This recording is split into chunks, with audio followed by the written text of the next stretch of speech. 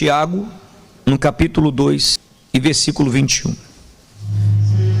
Se você já encontrou, por favor, levante a palavra de Deus, que nós vamos pedir a direção de Deus. Meu Pai, dai-nos a direção na Tua palavra, e que através da Tua palavra, que haja salvação para todos. Em o nome do Senhor Jesus eu te peço, e eu entrego em Tuas mãos, e se você crê, diga que assim seja. Amém, e graças a Deus. Amém? Vamos então meditar na palavra. Os obreiros podem sentar agora, mas olhem para mim, que eu vou dar uma introdução dessa palavra para você. Nós vamos falar sobre a fé que atinge tudo. Preste atenção, por favor. A nossa fé, a fé viva, a fé abraâmica, a fé verdadeira, ela tem que impactar todas as áreas da nossa vida. Se a fé não vai impactar, não impacta todas as áreas da nossa vida, é porque essa fé não é uma fé viva, não é uma fé eficaz, não é uma fé verdadeira. Vou dar o exemplo.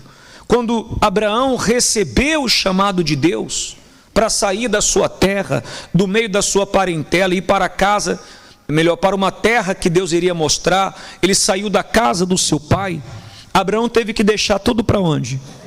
Para trás, para obedecer a voz de quem? A voz de Deus.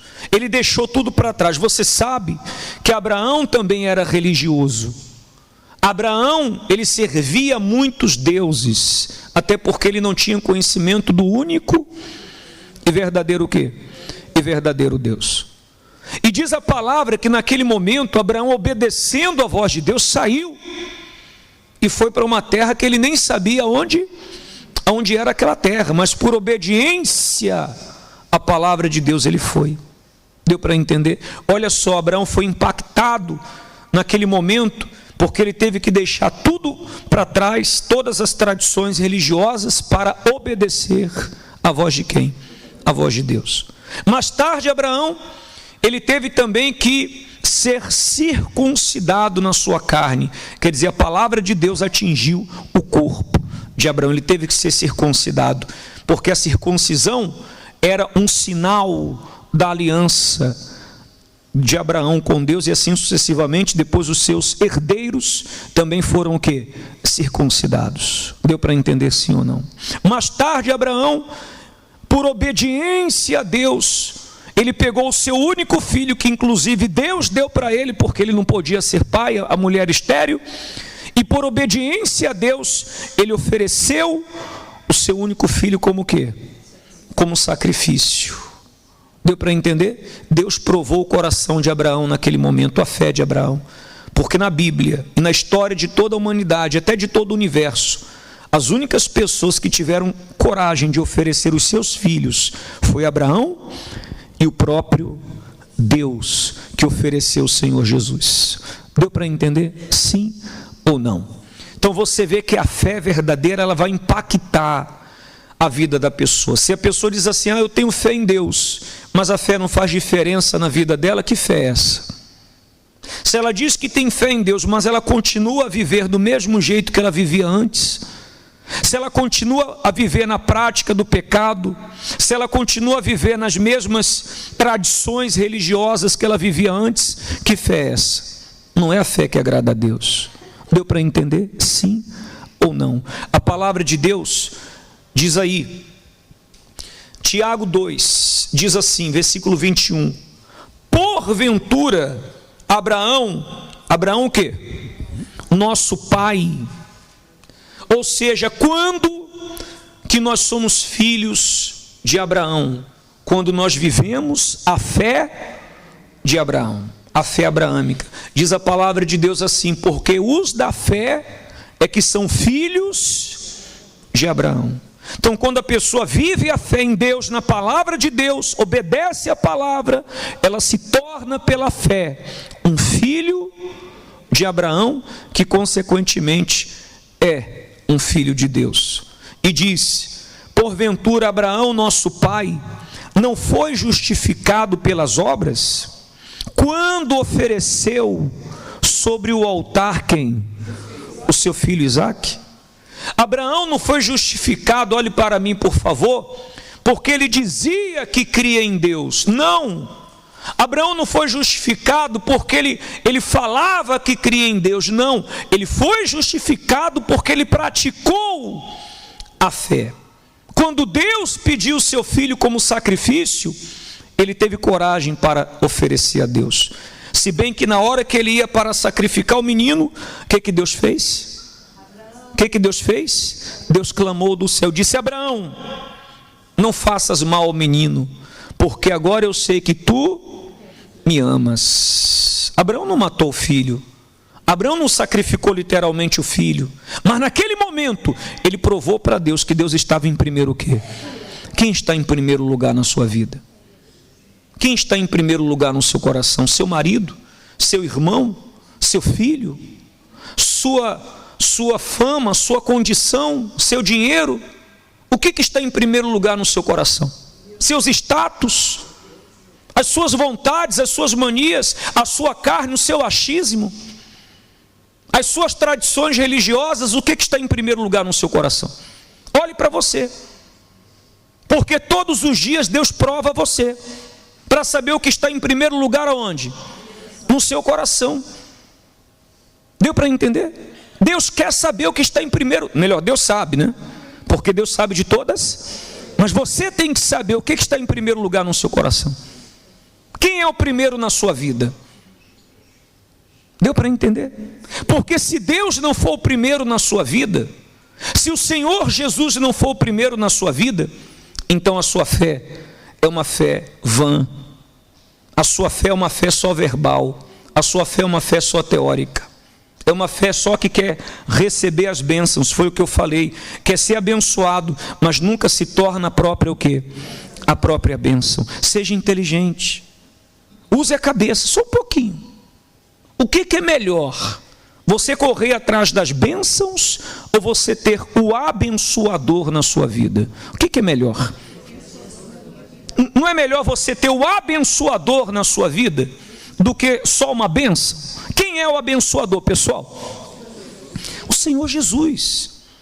Foi Ele que deu a vida por nós. Foi Ele que se entregou por você, por mim.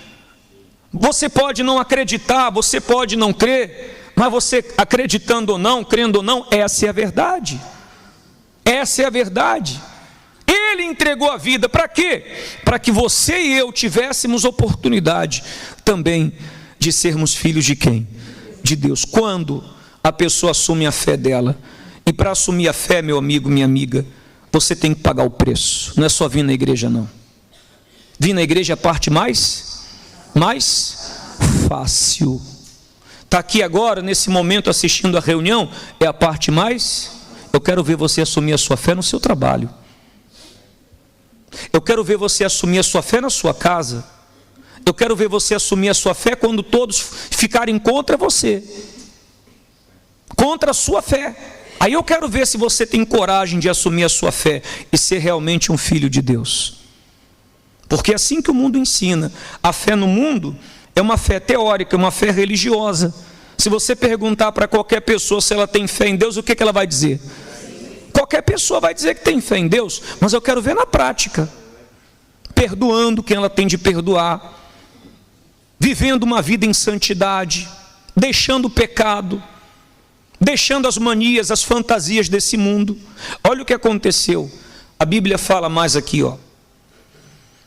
Bem vês que a fé cooperou com as suas obras, e que pelas obras a fé foi o quê?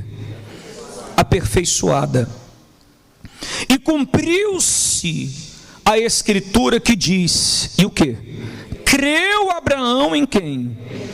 E isso lhe foi imputado como justiça, e foi chamado o quê, gente? Amigo de Deus. Olha para mim, por favor, é todo mundo que é amigo de Deus? O que você acha? Todas as pessoas são amigas de Deus? Não. O amigo de Deus é quem faz a vontade de Deus. O amigo de Deus é quem obedece a palavra de Deus. O Senhor Jesus, melhor, o apóstolo João, ele disse o seguinte, que se a pessoa ama o mundo, o amor do Pai não está. Se a pessoa quer ser amiga do mundo, como é que ela vai ser amiga de Deus? Se ela quer ser amiga do mundo, porque ela não quer deixar o mundo, é aquela pessoa, né? Que está com um pé dentro e um pé o quê? Fora. Ela quer ser amiga de Deus e amiga de quem? Do mundo. Isso dá certo? Não dá certo. Ou é uma coisa, ou ela assume a fé dela, entrega a vida dela para Jesus, ou nada feito. O Senhor Jesus disse assim: quem crer e for batizado, será o quê? E o batismo é um sinal que ela crê. Quando ela vem às águas batismais, e ela desce as águas, e quando ela é mergulhada nas águas, representa o que, pessoal? Quando a pessoa morre, o que acontece com ela? A pessoa morreu, deixam ela na sala de estar? A pessoa morreu, por mais que você ame aquela pessoa, você guarda ela num quarto? Você faz o que com quem morre? Enterra. Enterrou, morreu, acabou. Não é assim? A mesma coisa é o batismo. Quando a pessoa ela quer ser amiga de Deus e inimiga do mundo, porque ela não quer nada com esse mundo, então ela toma a decisão no batismo de morrer para o mundo. Ela é sepultada, quando ela desce as águas, ela morre para o mundo. Então ela não quer mais saber do mundo, ela não quer mais fazer a vontade do mundo, ela quer fazer a vontade de quem? De Deus. Ah, pastor, mas isso não é fácil não. E quem disse que seria fácil? Quem te falou? Quem tentou te enganar e disse que seria fácil? Eu falei alguma vez que seria fácil? Eu que não falo. Porque eu sei que é sacrifício, eu sei que é difícil. O Senhor Jesus disse assim: quem quer vir após mim, faça o quê? Negue-se a quem? Você tem que negar você, a si mesmo, a sua vontade, a sua carne, o seu eu. Negue-se a si mesmo, tome a sua cruz. E isso é difícil, é a coisa mais difícil. Tem pessoas que falam assim: ah, mas eu não quero ir na igreja porque eu não quero compromisso. Não, ela não quer compromisso com Deus. Não é com a igreja que ela não quer compromisso, é com quem? É com Deus. Porque quando você vem na igreja, você vem buscar o compromisso com quem? Com Deus. Amém? Deu para entender? Então não adianta você querer ser abençoado como Abraão foi abençoado. Abraão foi abençoado ou não foi? A Bíblia fala que Abraão morreu aos 175 anos, em ditosa velhice. Não precisa você viver até 175. Você vai viver até quando Deus quiser que você vai viver. Mas se você é amigo de Deus, se você serve a Deus, até o final da vida Deus vai estar com você. E depois que você passar dessa, você passa dessa para a eternidade. Mas se você não é amigo de Deus agora, preste atenção que eu vou falar agora, só para concluir tudo. Se você não é amigo de Deus agora em vida, não espere ser amigo de Deus em morte. Vou repetir. Se você não quer ser amigo de Deus agora, fazendo a vontade de Deus agora, depois da morte, é que você não vai ser amigo de Deus. O Senhor Jesus falou, deixou isso muito claro, que a parte que lhes cabe é o lago que arde com fogo e enxofre.